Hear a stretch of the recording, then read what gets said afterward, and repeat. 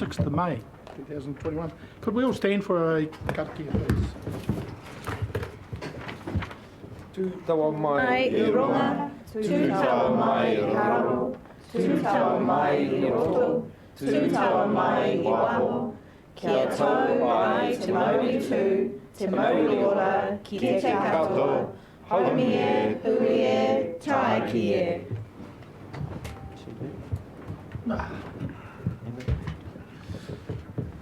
Right, apologies. Councillor Wright, is that right?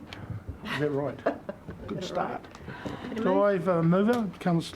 Deputy Mayor Brosnan, seconded by Councillor Bogue. All those in favour, please say aye. Aye. Against? Carried. Is there any conflicts of interest? No. No public forums. Announcements by the Mayor? I guess I'd better add in also this is all being recorded, so I can see what you're doing.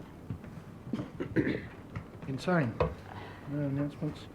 I've got announcements that on Saturday night the mighty Taylor Hawks will be playing the Southland Sharks at Pettigrew Green Arena, a team that you should go and watch. It's very well supported and sponsored by the Napier City Council through Kennedy Park, so don't be late.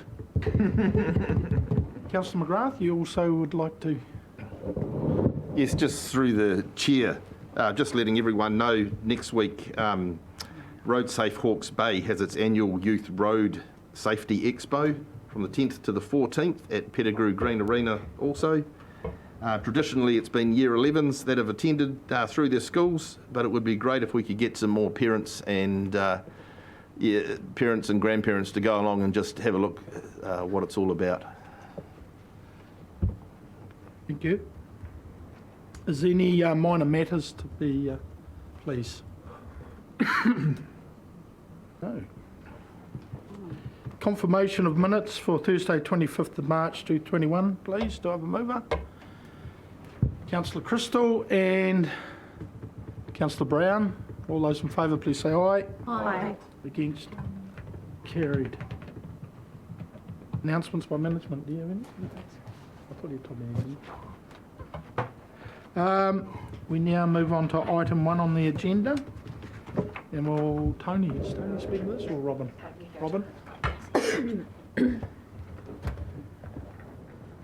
This is on the Carlyle Street Corridor Review, public consultation. It's a very, very good idea what we're looking at.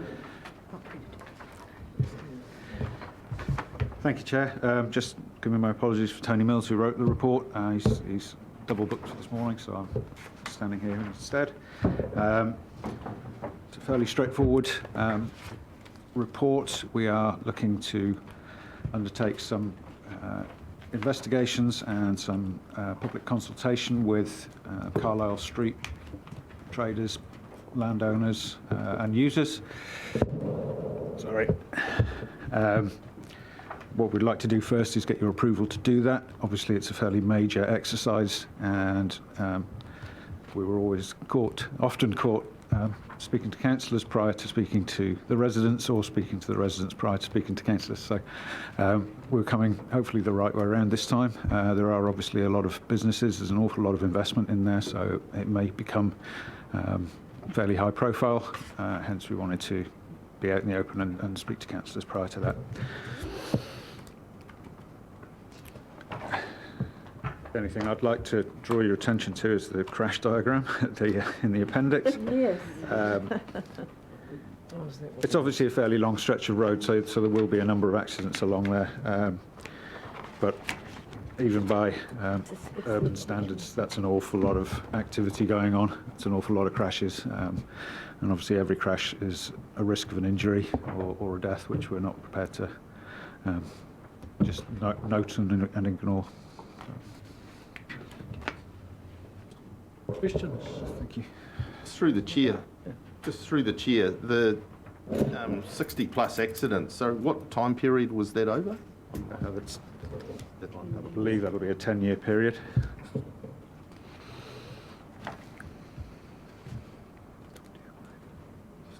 Yes, 10 years.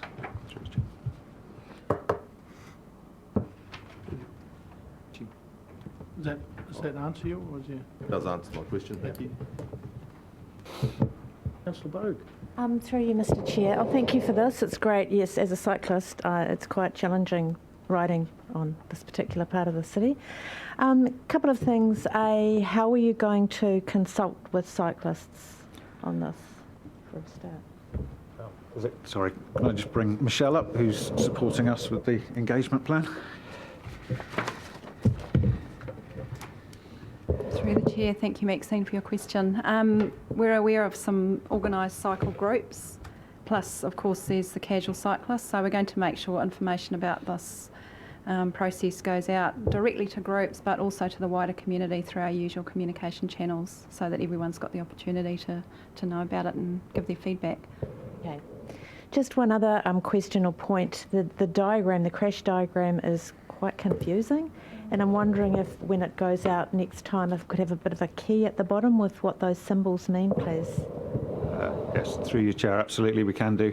There's a certain limit we will need to make sure that we're not giving any personal information out. So trying to keep some of the details fairly rough, but the actual types of accident that those diagrams show should be fine.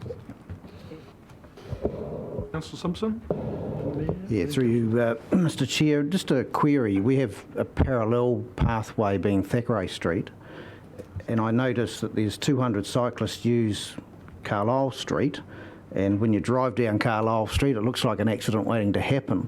Do we have a similar statistic for Thackeray Street as to how many cyclists might be using that as a thoroughfare, and whether that may be a viable, more safe direction for us to try and encourage people to use? Because, you know, the number of obstacles that are on Carlyle Street, it's just crazy. Through you, Chair. No, I don't have the cycling figures for Thackeray offhand. We have done some work with Kiwi Rail to try and use that corridor and get cyclists in there, but those negotiations fell over, unfortunately. That's not to say that we won't try again, but certainly with some of the difficulties we've had speaking with Kiwi Rail, it was looking like a very expensive option. We also don't have a footpath along a large chunk of Thackeray Street on the same side as the railway. That said, if I was on my bike, I'd probably go Thackeray Street because there's less side friction and less activity. So I think that activity is what draws cyclists there, though. So I don't know. I think we're going to have to continue catering for cyclists because of the number of destinations along Carlyle Street. Yeah. Thank you. Through the Chair, really a follow-on question from Councillor McGrath. Obviously 63 crashes over 10 years, so approximately 6 per year. Just wanting to get a little bit of context as to how that would compare to some of our other main thoroughfares. I mean, I'm assuming it sounds like it's significantly higher, and just seeking confirmation that that is indeed the case. Through your chair, yeah, it is higher than an average stretch of road in the sort of peri-urban area, just around the edge of the CBD, but it's not completely out of proportion, but it's certainly enough of a difference to make us concentrate on that corridor. Thank you. That's reported too. Exactly, yeah. Councillor Taylor. I was just basically following up on your point, Michelle. Are you aware that there's a new group called Bike Hawke's Bay, which has recently been formed as an advocacy group? So I think they would be very keen to engage with you. Through the Chair, thank you, Councillor Taylor. No, I hadn't heard of the group, so yes, we'll definitely put them on the list. Yeah. I think if anyone's got any groups, maybe contact Michelle so it can be sent out. Councillor Brown. Through the Chair, just on the consultation, it's my understanding that the QR codes in place over at West Quay worked really well. Are we thinking we might include something like that in our plan? Through the Chair, thank you, Councillor Brown. We're certainly going to look at all the options because we're likely to contract part of this work out, and the group that's been doing the West Quay engagement is a possible contender. So yeah, we'll be using all the relevant approaches. Councillor Tapani. Thank you. Through you, Mr Chair, supplementary question to Councillor Simpsons. So could we have, in whatever mechanism is easiest for the staff, but I'd love to get more info on the challenges you had around the Kiwi Rail conversation, so that we can perhaps entertain the idea of re-engaging in that conversation. That particular rail corridor is going to be going through some significant change over the next 5 to 10 years, and there may be opportunities for us to grow your cycleway in with any future developments. So I don't want to abandon the idea. I'd love an internal memo on what the challenges were and how we might be able to work over time to create new opportunities. Through you, Chair, more than happy to provide that. I would request, given that it is an ongoing negotiation, that that's just a private memo to Council. Questions? No?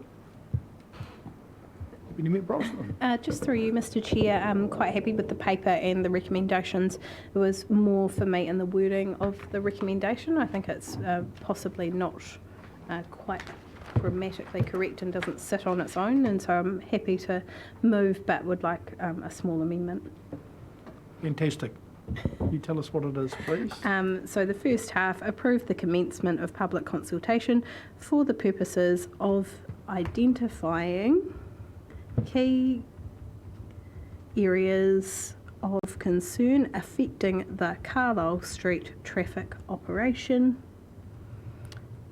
to better understand any issues not previously known to the council. Cool. Always been a master of motions, and that's well done. So, do I have a seconder for that? Happy to second. Second. So I could just read it again. Could we hear the Read it motion again, again? please. Put it up on here. We'll put it up on the screen. Don't you dare. It's unique to you.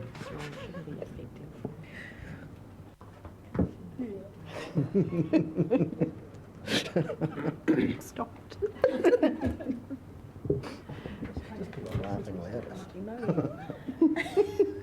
Badge made up. It's a mum. We'll get her a t-shirt.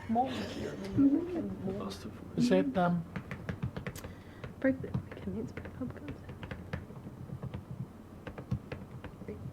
traffic operation? Carlyle Street traffic operation. Perfect.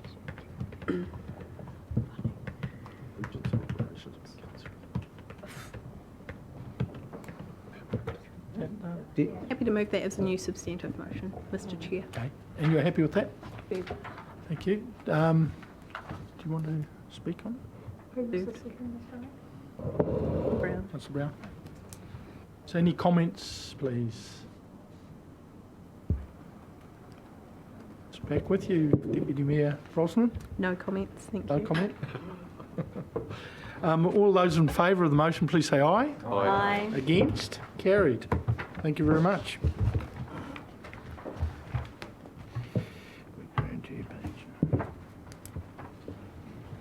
So we, page 9, Cameron. So water treatment plan resource consent compliance monitoring report. Wastewater.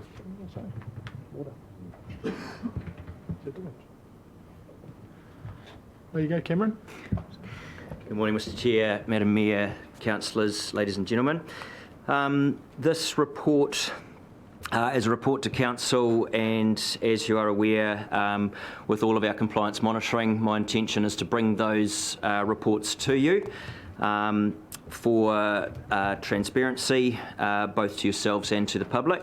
So we have more than 80 resource consents that Napier City Council holds with the Regional Council to carry out various activities in the environment. This report focuses on 2 of those, both relating to the operation of the wastewater treatment plant at Awatoto. The first is the compliance monitoring report in relation to the discharge of domestic sewage and industrial wastewaters via the marine outfall pipe. into Hawke Bay, and the second is a compliance monitoring report in relation to contaminants to air that come from the operations from that facility. Now, the report is to note the levels of compliance in relation to these two resource consents that we hold of those 80 odd. The first one that I will touch on is the wastewater discharge from the outfall. So this consent has 42 consent conditions that we try to comply with. On the occasion of this grading, which is the period of time from the 2019 to the 2020 financial year, Napier City Council was graded non-compliant for 9 of those consent conditions, 9 of those 42. 7 of those were graded a moderate non-compliance and 2 were low-risk non-compliances. If we dive into the 7 moderate non-compliances, 5 of those 7 were in relation to the submarine outfall pipeline that we have off the coast of Awatoto, which conveys wastewater out into the ocean through a diffuser. And you will recall there were a number of leaks on that pipe, and we threw everything we could at it to fix those over a period of time. And that has now been a successful fix in all of those leaks. So 5 of those gradings of moderate non-compliance are now no longer applicable. 2 of the others, one was relating to maximum loadings over that period in relation to total suspended solids and biological oxygen demand, and oil and grease being exceeded. I make a commentary in the paper in relation to that, and through our regular monitoring, which is twice weekly for the operational monitoring of that site, we have found that the combined wastewater going out has high levels of those contaminants, particularly when it is mixed in with the industrial loadings from the Awatoto area. And in relation to that, we are following up on levels of compliance in that space, but also we are addressing proactively a renewal of the trade waste bylaw, which is not due to expire for a number of years, but we're proactively bringing that forward to try and address changes there to encourage pre-treatment on particular industrial sites. The last of those 2 moderate non-compliances relate to the Pandora industrial pipeline, and the consent states that there is a requirement to treat separable and unseparable industrial waste differently. That's quite a complex conversation in itself, but effectively we've been given a moderate non-compliance grade for not having Pandora industrial waste go through its own separate pipeline when it goes to the wastewater treatment plant and the other pipelines that exist. The 2 low-risk non-compliances were one-offs largely. One was a day where zinc was elevated in August 2019, and in February 2020 ammonia was elevated on one occasion. We have a significant length of pipe work, many industries and many customers attached to those pipes, and we did do an assessment on whether we could track down the reasons for those particular 2 one-offs, but those were not fruitful. It's very difficult when you get a one-off reading like that to try and pinpoint a target, so we tried but have not been able to on that occasion. The other low-risk non-compliance was a provision relating to a repeat of the qualitative microbial risk assessment, which is carried out by very specialist consultants of whom there are only a few in the country. We spoke to the Regional Council and said that we were unlikely to meet the timeframes due to the specialist nature of that, to which they agreed to extend the timeframes. However, we were still graded a low-risk non-compliance for not getting the report in with the initial timeframe required. In relation to the other consent, which I have reported on here today, it is to discharge contaminants, namely odour, to the air around Watoto. And with that consent, every condition of that resource consent, we're graded fully compliant, which is another good win alongside the fully compliant gradings we got recently for a lot of the stormwater resource consent conditions. So I'll leave it there, I think, for questions. Questions? Councillor Simpson. Through you, Mr Chair, thank you, Cameron, for a transparent report. It's good that you're prepared to report openly to us about some of these compliance matters, and more importantly, that you project actions that you're taking around improvements over time, and I think that's really healthy for us as a council. So thank you for also presenting a report that I can understand. Some of the science stuff goes over my head at times, so thank you for reporting transparently and clearly. Yeah, Wise. Through the chair, thank you. Just with regards to the Pandora industrial pipeline, you've made the comment in here that by actually redirecting the trade wastewater, it may increase the risk of non-compliance with the wastewater discharge quality limits. So that, I'm presuming, is because currently the domestic flows would be diluting the toxicity or the levels of the wastewater? Through you, Mr Chair, that's partially correct. It's a pretty good synopsis of one of the variables, to be honest.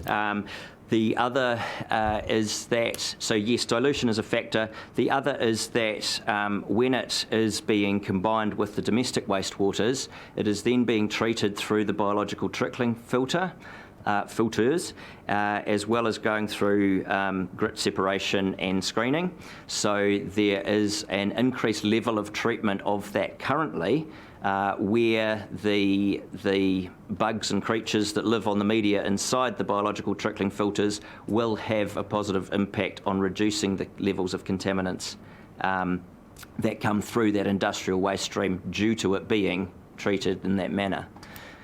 So if we go directly into the Pandora industrial pipeline, it will be screened through a 1 mil screen and discharged to the ocean without having those other treatment advantages that it's currently receiving. Follow-on question. So considering the fact that this wouldn't normally be going through the biological trickling filters, is there a risk that there may be some damage being caused to that filter system because it's a higher level of waste than what it may have been designed to cope with? Through you, Mr Chair, I'm probably not best qualified to answer that question. It's more of an environmental engineering type question as to loadings and inputs, but we can seek out that information. Would be great. And just one final question. I guess just seeking some sort of idea of what the time frame would look like with regards to the repair of the Pandora industrial pipeline. Through you, Mr Chair, that will be spoken about by James, I believe, in his report that's coming next, I think. However, we now have the report on the quantity of what that work will look like from consultants, so that we can get a proper understanding of what the likely work required will be. But we do anticipate work to start on that over the next 6 to 12 months. Thank you very much. Thank you. Can I just clarify a point there? The change to the bylaw that we're looking at will help that pipeline by getting, I'm talking about the industrial pipeline, by getting treatment on premise, is it?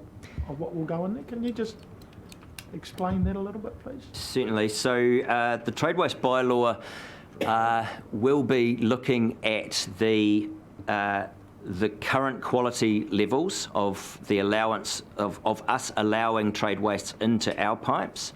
And with that in mind, if there is a need, which we are addressing here, to get better quality trade waste discharges into those pipes, then it is likely that we will require treatment prior to it going into the pipes. So yeah, on-site treatment is one of the options that that will result in. But at the end of the day, I think it's fair to say that the community wants to see better discharges out into the ocean. And therefore, to address that, we need everybody who's connected to those pipes to take some responsibility for that. And where we're seeing large spikes or consistent levels of contaminants that we aren't comfortable with, then we expect pre-treatment to be one of those options. If I might add to that, Mr. Chair, you may recall we've reviewed our master plan around our wastewater network in its entirety, as well as our wastewater treatment plant. And we've identified options around this particular matter, whether it's pre-treatment on site, pre-treatment prior to liquid entering the industrial pipeline, or pre-treatment at the treatment plant. And there's a lot of variables in the science associated with that I can't talk to, but we haven't landed on that yet. And certainly the review of our trade waste bylaw is part of the pre-work that we need to do to inform that strategic piece of work. Councillor Tapani. I'll withdraw my question. Actually, the answer that Cam provided to you was the same answer I was looking for, so thank you. Thank you. Councillor Simpson. Yeah, just so we don't scare the horses, can we just get some clarity around the timelines for the review of the bylaw, so that our trade waste users don't get alarmed that there's a imminence of some new regulation? Yes, that's through Mr. Chair. That's a very good point.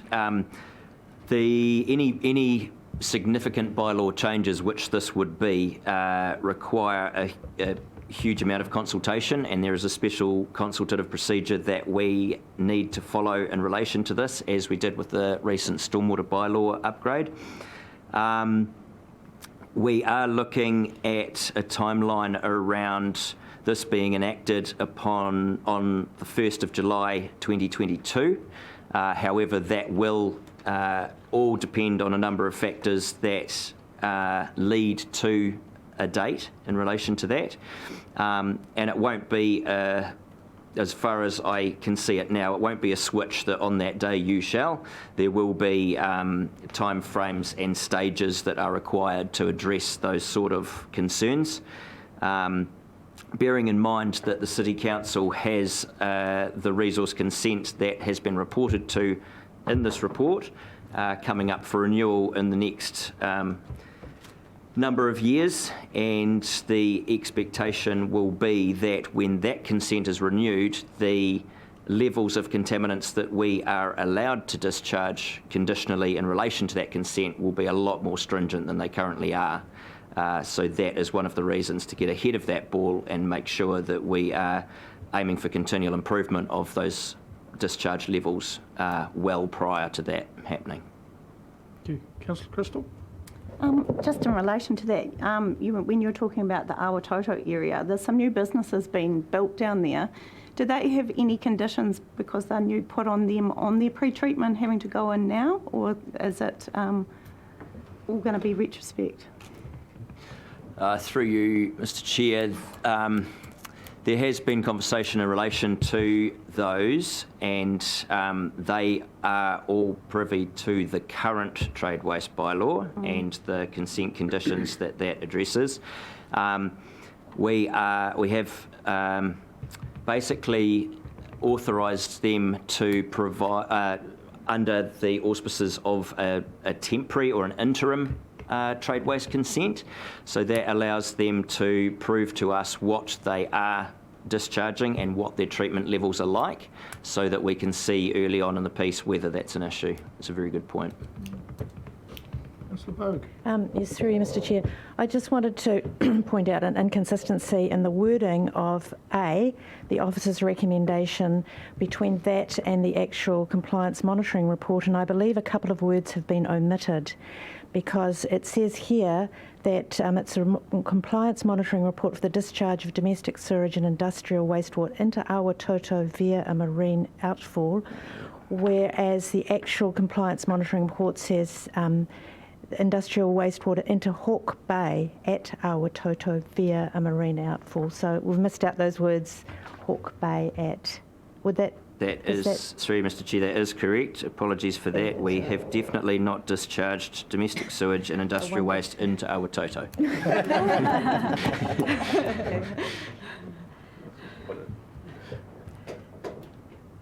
English teacher, is it? We'll just put the motion up on the board and then Councillor Bogue's expertise.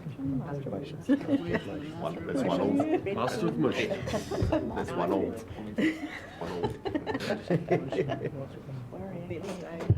Stuck. Is that right now? Into Hawke Bay at Awatoto. Yes, that's exactly the same. So is there any other questions? Just flagging when we do get to this bylaw review that I'll be looking to see, hopefully, at least in our options analysis, that if we are going towards pre-treatment, I don't want to see us put all our eggs in one basket, and I'm just hoping that we can retain some ability to treat if we have a spike or someone fails to meet their requirements. So hoping that'll come through in the paper when we see it. Any other questions? Do I have a mover for the motion, please? Councillor Tapani, seconded Councillor Crown. Would you like to speak now? Or? Yeah, thank you, Mr Chair. No, I won't hold my right. Fantastic report. Again, echo Councillor Simpson's comments about the openness and transparency of that report, Cam. I just wanted to mention what a fantastic effort was made by our environmental team and our infrastructure team during the repair of that pipe. Acknowledge New Zealand Diving Association and team and their work they've done with us. Also, the close relationship and ongoing working solutions that were developed with HBRC so that we were able to avoid any sort of legal infringements in association with the failings of that pipe. But most significantly, the way in which the team were able to pull together solutions on the fly for a piece of equipment that was built without any known reference or guideline. So I just wanted to reiterate what was a fantastically high-pressure situation that was managed excellently by our staff, the dive team, and in a good collaboration with HBRC. I can't comment enough the work that was done by your team, John, and yourself, Cam. And I'm continuing to be encouraged by the standards you set for our council with regards to how we impact our environment. So well done on this report, well done to you and your team, and John, to you and your team as well. Ngā mihi. Kia ora. Thank you, Napier, and your 20 brothers behind you. Is there any other comments? Okay, I'll put the motion. All those in favour, please say aye. Aye. Against, carried. Item 3, capital program delivery. James Mayor, thank you.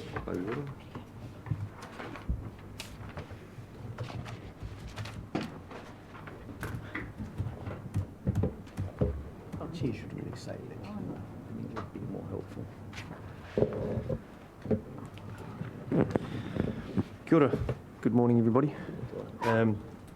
This is a similar report to the previous one issued 6 weeks ago, and in short, to talk to the highlights of the main effort of work over the last 6 weeks.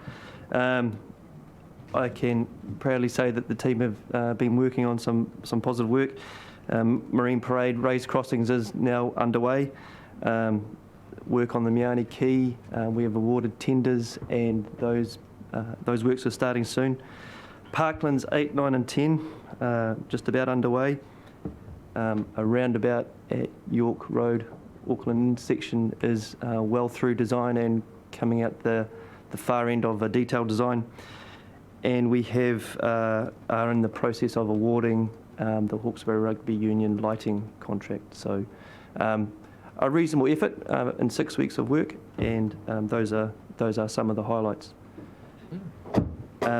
Just to respond to the request for clarification about the trade waste line, the Design and Projects team have recently picked this project up with a series of other Three Waters type projects. So we're in the process of assigning a project manager to that work and understanding what that timeline would look like. Indicatively, from what I understand, it's a piece of maintenance work, a long-term piece of maintenance work that's required, and I would suggest somewhere in the order of 6 to 12 months would be a reasonable time frame at this stage to say that it would be cleared. We don't know what we'll find in the pipe from the point of view of how we go about tackling that, so that's really the main effort, is to understand how we work with our industry suppliers to get the pipe cleaned and back into operation. I'm happy to come back and give a more detailed update about that at the next meeting once I've had a chance to for the team to think about that a bit further.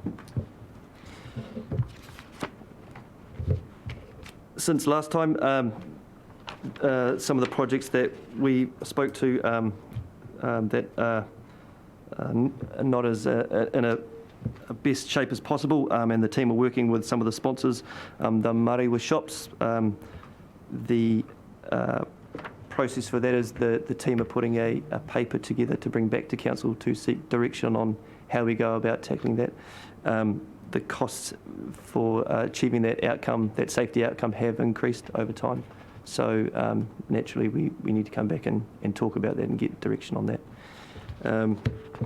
I think I've covered off several of the other ones. Naturally, this paper is written 6 weeks or a few weeks prior, and the capital wheel moves quickly. So I'm happy to take any questions on that. Councillor Brown. Thank you, James. And just wondering if we could get an update on the Enfield Road reservoir replacement, where that's up to. I'd need to talk to, I need to ask advice from Russell Bond on that project. He's, yeah. Come and talk to it now. Yeah, if you can cover the question. Fantastic.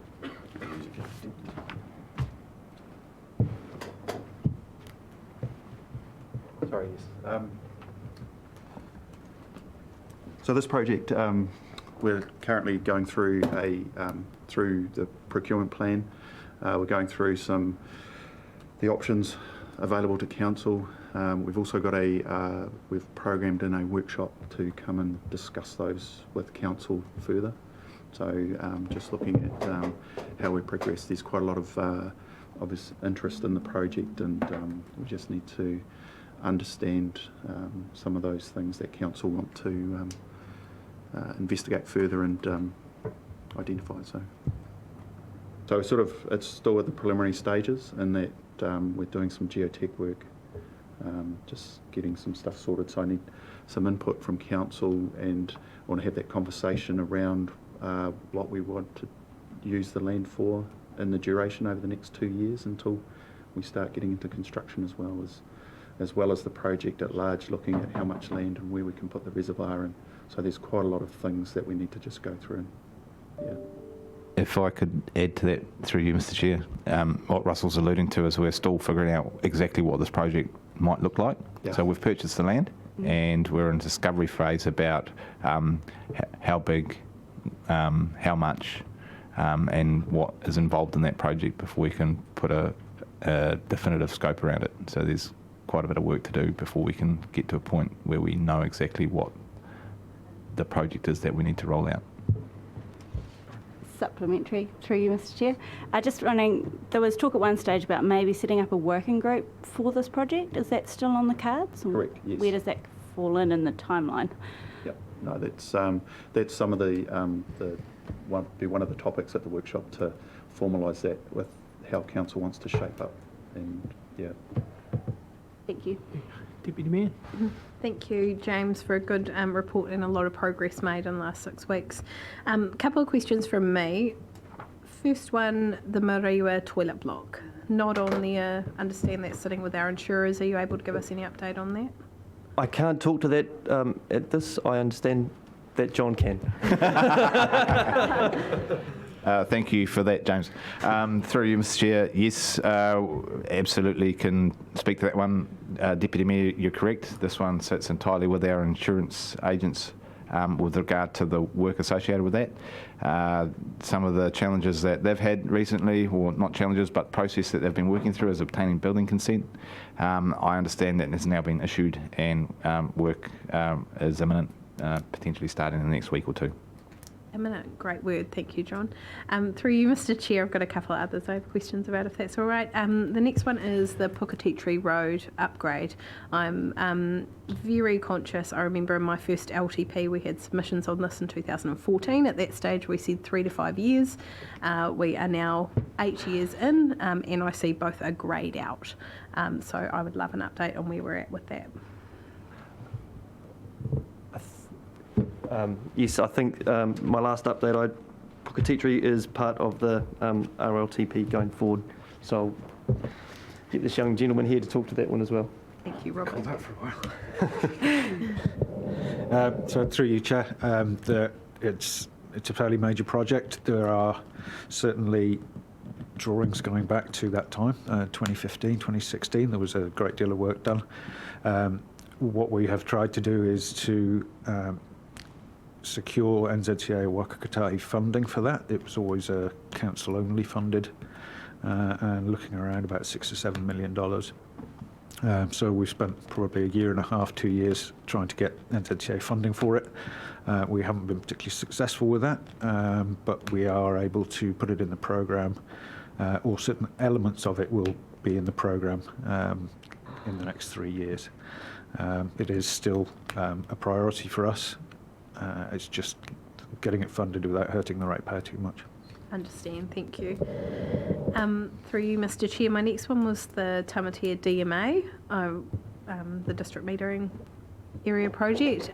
Did that come as a surprise to us that we had to press pause on that? In terms of construction or in terms of? Yeah, I see there's an orange on it, something to do with a roading layout change. Oh, certainly. I think the weather that we've had and the opportunity that everybody has taken as a road controlling authority to complete their reseal programs, we may have been able to communicate better between ourselves and NZTA around how we dovetail our work programs together. I think that's probably a lesson learnt for next year, but yes, we probably could have done that better. Thank you. And through you, Mr. Chair, my final one is, could you remind me what the Lagoon Farm wastewater diversion is? Or it says diversion and it's accredited to a wastewater program of works. Again, I'd need to talk to Russell to come and answer that for me, if possible. Can you come up? Russell was just clarifying that it should be stormwater, not wastewater, which I'm very happy with that amendment. Was a tester. Thank you. Okay, Mayor Wise. Through the chair, just noting that we had an incredibly ambitious budget of $100 million for the year. So first of all, want to put that on the table and acknowledge that that was always going to be a big ask. But as at the end of March, we were sitting at delivery of around 30 million. So just wondering if you can actually provide us with some context and explanation around what some of the delays may have been to the delivery of our budget. Certainly. I think, COVID has caused the entire construction industry to have certain challenges, which, and the tail of those challenges are still being understood and discovered. How we deliver projects within council and the programs of work across the different asset disciplines is a growing approach and a maturity towards that. Certainly, 100 million has probably been an ambitious target, notwithstanding that it is possible, but given the challenges that the other parts of the business have had with floods and other areas and our restrained headcount and our suppliers' headcount, it is a challenge. I think what I've tried to signal is we need to be working across multiple years, so we're not just talking about the the construction phase of a project. A project starts a lot earlier than that, and we need to be working more collaboratively together about how we present to council forecasting of future years of the LTP. Certainly thinking about work today is really the work that we'll be delivering in 3 years' time. So how we go about procuring and putting project planning together is a multi-year activity, not a single-year activity. And further to that, through you, Mr. Chair, you've probably heard me talk a number of times about how we go about doing that, exactly what James has referred to.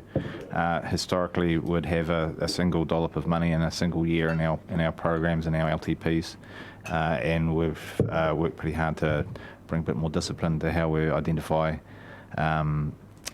funding requirements within our long-term plan over multiple years for projects, and I think you see that coming through now. I wouldn't say we've got that 100% right yet, but we're certainly working towards a multi-year approach to planning and funding for projects that is going to help us along the way. But certainly, as we do that, we need to improve our maturity around how we plan and plan projects, identify need or problems that need to be addressed, and scope those projects up and deliver those projects. So there's always something we can do better. Thank you. Certainly, if you drive around town, you can see they're trying to catch up. I agree. There's a lot of activity. Councillor McGrath. It's just through the chair. I'm wondering if we can have some comment with regards to the Pandora roundabout. I see it's we're going into the hundreds of thousands, I think, over what we're budgeted, and we're only 30% through the project. Are you able to just give us an update on that one, please? Certainly. The challenge with any civil infrastructure project in general, is the unknowns under the ground. The team, this project spans many years across council, so it was one of the efforts that we worked on over COVID, was finishing the design and getting it ready to tender. So day one, as we came out of lockdown, our supply chain had work to go on with. The challenge that we've had is discovering pipes and assets that have not been recorded well over time, with the change of ownership of roads and how assets were put in and recorded previously. So as we've found these, as we've excavated and prepared the road for the new roundabout, it has caused delays. I'm working with the team to see how we can accelerate and get that program back on track. I think the contractor has taken a really sensible approach and worked quite collaboratively with council to do the best they can, but we have had some challenges with issues underground.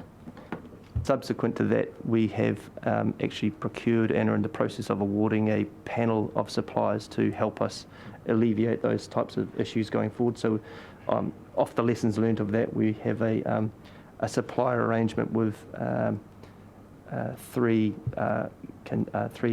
local agencies who provide those underground excavation and ground probing radar type services, so we can better design in advance next time. Thank you. You, Councillor Taylor? Yeah, thank you, James. And this might go to the director, but I'm going to go back to what the Mayor raised, because it's an interesting point, and we always have large sums of money for capital projects that we don't seem to use. So what I'm trying to get today is we're 3 months short of that yearly budget, and we've spent a third of the budget. So in monetary terms, what will be unused budget? Can you give an approximate of that monetary term? Through you, Mr. Chair, I don't recall what our end-of-year forecast figures were, and if I might just wind back a wee bit, when we did set the annual program through the annual plan process, I stated at that time we won't deliver it all. for a number of reasons, including we still had carryovers to bring into that, and they hadn't been tied down yet, but we're pretty definitive that we wouldn't deliver all of this year's program at that time, and that our long-term plan was an opportunity to reset our program and bring in more discipline in terms of how we plan our projects. I can't give you a number on exactly how much of that total program we're going to deliver by the end of the year, but perhaps we could go back and check on what that number is and circulate that post-meeting. Yeah. And I'm not critical of the fact. I know that you've given us those warnings. What I'm trying to look at from a financial point of view is what will be the unused money in this year, which will then have an ongoing effect into the future long-term plan. Through you, Mr. Chair, thanks for that add-on, Councillor Taylor, and that's a really good point. And one of the things we have to examine is, well, if we haven't started the work, what is the need relative to other projects, and how we might prioritise that in relation to programs of work in the future, to ascertain and tension up why haven't we done it? Yeah. Is that because, is it need related or resource related or what have you? And it would appear that the Director of Corporate Services has a further addendum to those comments. And through the Chair, just to add to the comment, so at the moment we're currently preparing a forecast of what our year-end spend is going to be. So because our funding for various projects are quite mixed, so some are loan funded, so if the project isn't completed in the current year, then we don't take out that particular loan. And if it's reserve funded, for example, the money still stays in those reserves, and we tend to then roll those projects forward into the following year for consideration of council. So it's only if we effectively stop doing a project that the spend won't actually be undertaken.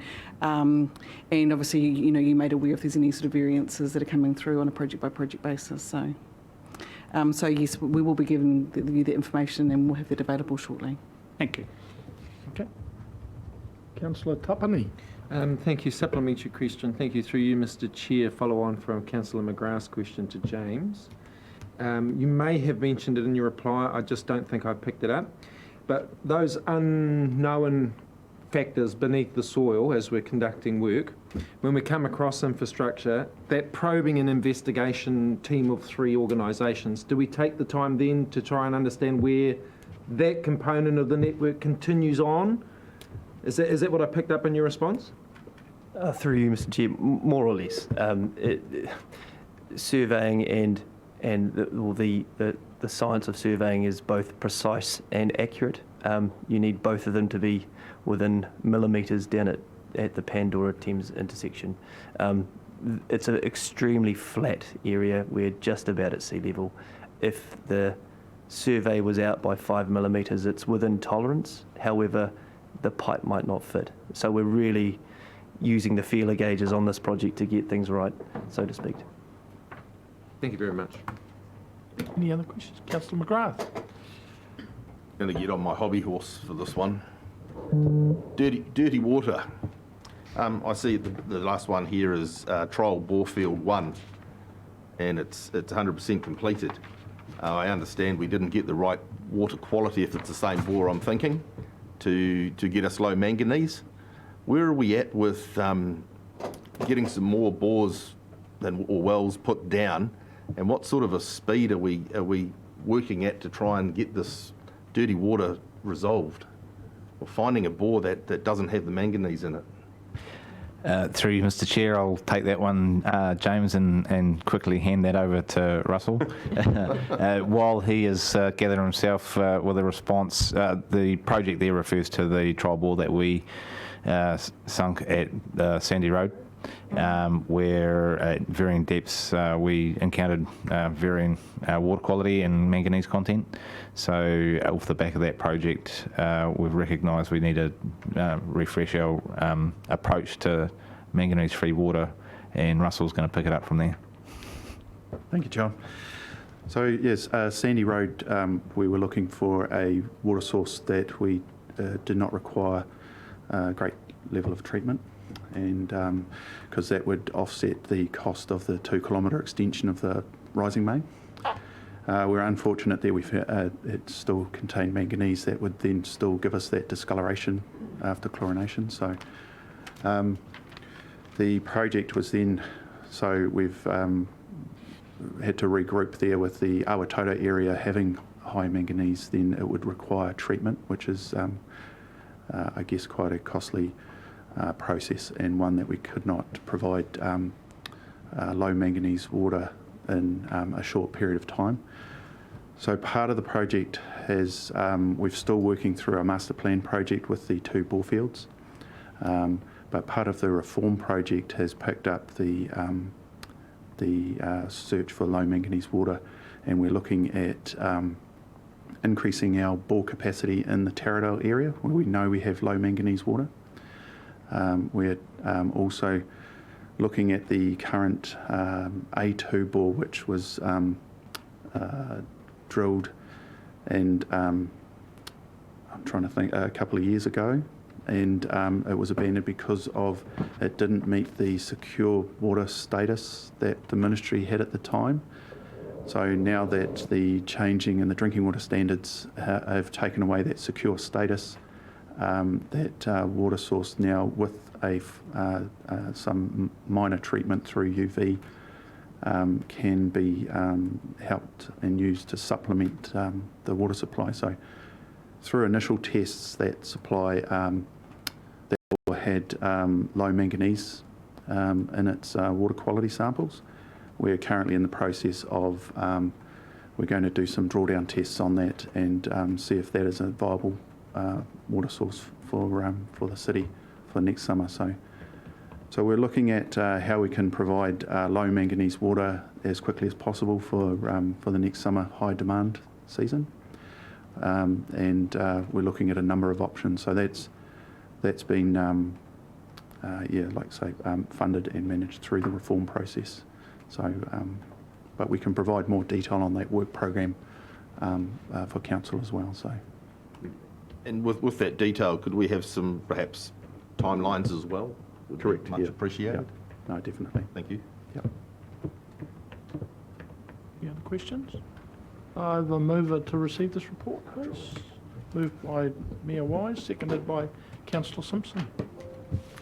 Yes, I'd just like to say thank you to council officers. This report is incredibly valuable, both to us as councillors and our wider community. It provides a great level of visibility and updates on our rather large capital program, and being aware of course of our community's interest in our water projects in particular, I'd just like to highlight that of our total 620 projects that are currently underway, 313 of those relate to Three Waters, so just over 50%, which clearly shows that water does remain our number one priority, and that is continued in our proposed long-term plan that we're consulting on at the moment. But just, really valuable report, and thank you very much. Well, through you, Mr. Chair, just wanted to articulate similarly, but more importantly, just to note that this is a new reporting process, and we look forward to further iterations and adaptations to provide us more information as we go. But yes, it's certainly very helpful for us, and I'm sure the public to understand the scale of works that our council undertakes when we're spending the ratepayers' money. Yeah, thanks, James. There was a lot of good discussion through it today and a lot of feedback, so that's really good. So all of those in favour of the motion, please say aye. Aye. Aye. Against? Carried. Thank you. Item 4, review Napier speed limits bylaw 212. Robin. Thank you again, Chair. So those of you on council during the previous term may be feeling a little sense of déjà vu. That's not surprising. We have been through this process, or at least the first three elements of it before. Unfortunately, we had some technical issues with approval nationally, and working through those and waiting to resolve those has meant that all the other speed limit changes that we've actually got in this document weren't able to be processed. So we've come back to the table now with the idea of getting the bulk of them done, and then we can return to the one or two which were problematic, should we say, next time through a smaller process. Now, this obviously is affecting our speed limits bylaw, so we do have a special consultative procedure in place. Natasha is working through the communications, but we are looking to just identify the additional communities of interest and geographical areas where we would need to target additional consultation. To go on to the actual changes to the bylaw, and I will cover off at a high level what the principles were that we were adhering to. We were hoping to reduce the speeds on most of our rural roads, primarily to the south of the city, but a couple in Bayview as well, down to 80 kilometres an hour. Those were previously at 100. There are some areas which are now more urban, such as outside the Bupa village, which at the moment is an 80k, so we're bringing that down to 50. So there's a couple of tidy ups along there. One of the roads that we had identified in the last round, which was Springfield Road, we have decided to promote a further reduction. Since COVID, we've had a 60k temporary limit in through there, just because of the additional use that our transfer stations had. That 60k has been very successful. We've had great feedback from residents and those working out there, so the intention now is to drop that to 60k permanently. We have proposed to drop the reduced speed limit on Napier Hill. The idea was to reduce that to 40k for the whole hill. At the moment, we feel that needs additional investigation. We have fairly good compliance with speed limits on Napier Hill, with the exception of those who are determined not to obey the speed limits. And we don't think that just changing the limit will actually address those issues that we're seeing. Most sensible drivers are actually driving to the conditions on the hill, which sees averages around about that 40k anyway. So we do intend to do further work on that. We haven't just dropped it, but we have dropped it from the current iteration of the review. The main bone of contention that we had with conflicting with national regulations was that we were proposing 30k variables outside schools. That wasn't permitted, so what we're proposing is that we introduce 40k variables outside schools, and then as and when the rules have changed, we'll return and reduce those in line with what the community certainly is very happy with, and we would like to see as low speeds as possible outside schools. The addition that the large addition, which is, I guess the delay has allowed us to introduce, is 30k limit throughout the CBD. This was something which was investigated as part of the district plan change, which is obviously ongoing, but this was an area that was identified as being special, and obviously the level of activity, not with parking, pedestrians, cyclists, the ideal is to reduce that area to 30k, which we've probably got on most of the CBD streets anyway during the day.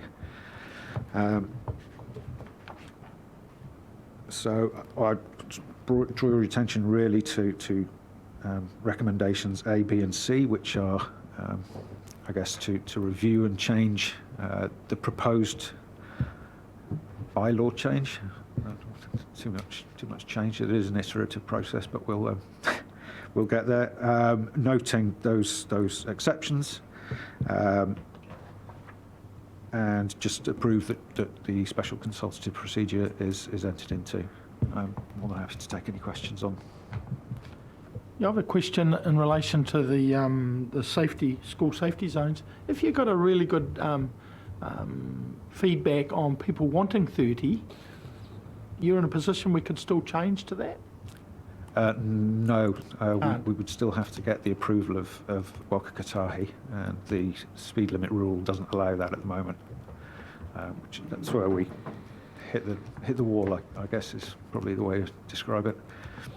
Okay, thank you. Through you, Mr. Chair, could you just perhaps give some information on where changes through Wakakatahi are expected in regard to this process, and particularly with the speed limit around schools?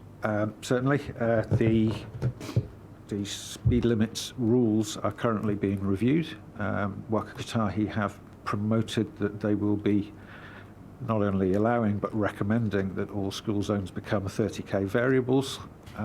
We have spent the last couple of weeks emailing back and forth saying, well, now you've actually said it out loud, can we carry on with what we were doing? And we haven't had the response we were hoping for. In terms of financial risk, any of the variable message signs that we'll be buying would be able to change from 40 to 30 anyway. So we're not buying anything more expensive than we needed to. We will just have to reprogram the signs. Thank you. Very interesting. Councillor Crystal. Hey, John gazumped me. That was my question. Councillor McGrath. Just following on, apologies. Oh, just through the chair, just following on with the variable speed signs that we are going to be putting up or changing. Will that be for all schools or just replacing the current couple that we've got? Notice only Kawa's got the 40k bit, but St Pat's round the corner doesn't. No, through you, Chair, I don't know the history of the Kennedy Road one and why that was put in place just where it was and didn't include the other schools around there. The intention is that all urban schools will have the variable message signs. On the main roads passing them, then we'll have to have supplementary signs on the side roads which will detail the hours which are reduced speeds. And through you, Mr. Chair, that won't all happen all at once. There'll be a program of work to incrementally install those around the city. Councillor Mawson. Yeah, through the chair. Robin, can you please explain what methodology the government use for their GPS, their government policy statement in regard to, it seems to me that most of our roads are within the 10% of roads in New Zealand for deaths and serious injuries. That would suggest that there wouldn't be a lot of roads left, really, that we have that aren't. So I'm just trying to understand the methodology, what they use to, is it actual or is it theoretical deaths and injuries? Through you, Chair, the agency use a number of tools.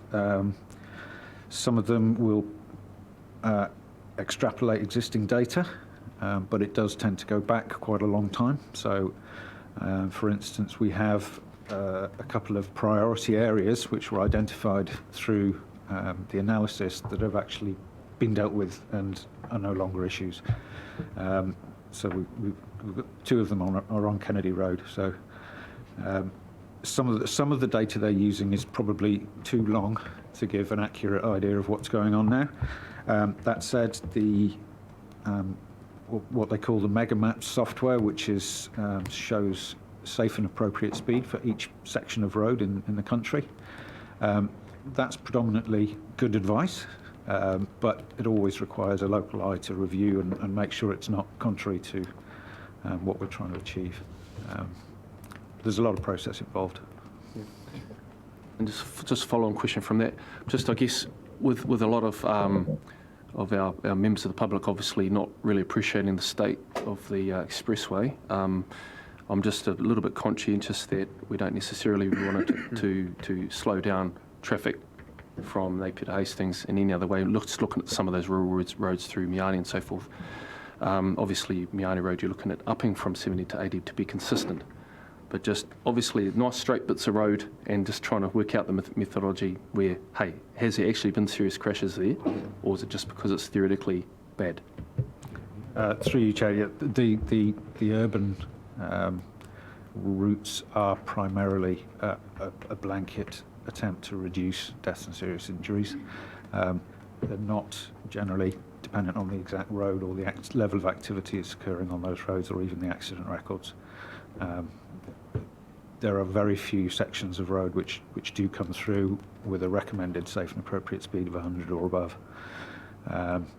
So it's a harm mitigation measure, bearing in mind that the average speed on most of those roads is probably more like 80 anyway in operation. The Hawke's Bay Expressway should be the one that's operating at that higher speed. Any other questions? Do I have a move? Oh, no, No I've got a question? question. Through you, Mr Chair. I'm just interested in our consultation in this process. Just very aware that we've already asked for submissions in 2019 on this, and that the public might find that confusing or potentially feel like they haven't been heard, or like consulting on this is a waste of time. So I was just wondering what our plan is to address that. Through the Chair, good question. So part of our approach will include looking at advising the community where we are at in the process and why we're coming back for further consultation, and then what will happen with that consultation. Just supplementary, if I may. From memory, last time there was 2 stages of consultation for this. Do we have to have another 2? Through the Chair, no. We're going straight into consultation. That was pre-consultation engagement that you're referring to. Yeah. Been well consulted. Yeah. Any other questions? Do I have a mover for the officer's recommendation? Councillor Simpson, seconded Councillor Taylor. Yes, I will adjust my time management to ensure that I arrive at meetings on time. I think every road I use between home and here will have a reduction in speed, so I'll either have a standing apology for lateness or I'll leave earlier. But you will get here safely. But through you, Mr Chair, seriously, thank the officers for their report. It's a lot of detail, and I'm sure a time-consuming process to go through and do the analysis that you do with the aim of public safety. And so I thank you for the efforts that you make in that regard. Thank you. Any other? I would just make the comment with all the media we've had recently about the time changes with speed limits. You'll just need to leave 1 minute 46 seconds earlier. And no, we're not going to put the meetings off later. So all of those in favour of the motion, please say aye. Aye. Against? Carried. And thank you very much, Robin. On to item 5, report on Napier water supply status end of 2021 quarter. We've got Russell.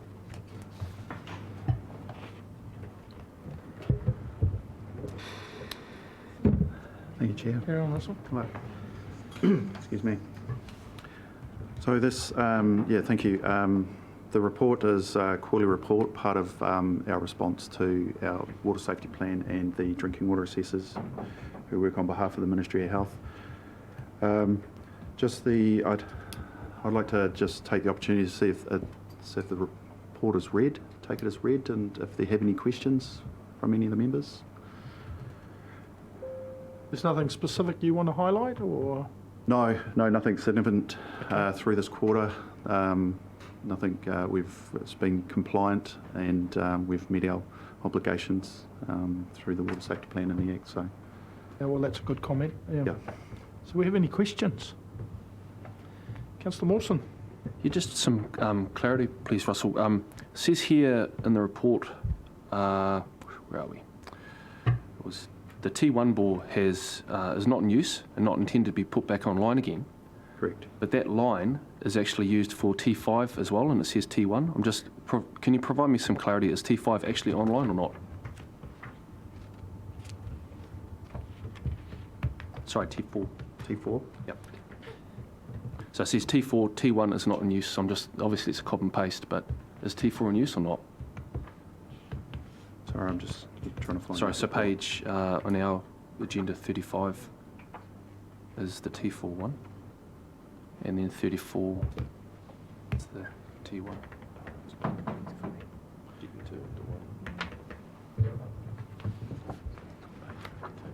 So in the actual document itself, it's page 8, but in our agenda, it's page 34 and 35. I guess, yeah, if anyone can answer if I've got some T5 different is numbering, actually- sorry. if T5 is actually... So, Mark, yeah. So we have a number of balls, yeah, that were not in use. T5, I'm not familiar with it. I'll have to work at the location of that. I know T1 is off. Yep. It was just the wording used for that T4 was saying, so I did say T5 initially, but T4 is saying not applicable, T1 is not in use. So obviously I'm just making sure that indeed is T5. T5's in use, sorry, yes. Okay. So I see we're still monitoring that, so that's in use. Okay, just on the report you might want to change that. I'll follow that up. So Thanks. T1 and T4 are not in use. Those, yeah. Oh, they're not in use, okay. Thank you. You covered what you wanted? Thank you, yep. Yeah. Any other questions? Mayor Wise? Thank you. Through the chair. Just in light of the fact we've got the new regulations that will be coming through from the regulator soon, and one of those obviously is the removal of secure bore status. With our water safety plan, will that need to be reviewed in light of the new regulations that are coming through? Because I'm sure it's not just the removal of secure bore status that will be impacting. That's correct, yes, through your chair. So with Taumata Arawai, the regulator coming on into effect over the next year, the changes to the water safety plan are required. There's a new format. Currently, the team are currently going through reviewing tenders. We've just gone out to the market to find consultant support to help assist us with the new format. There's some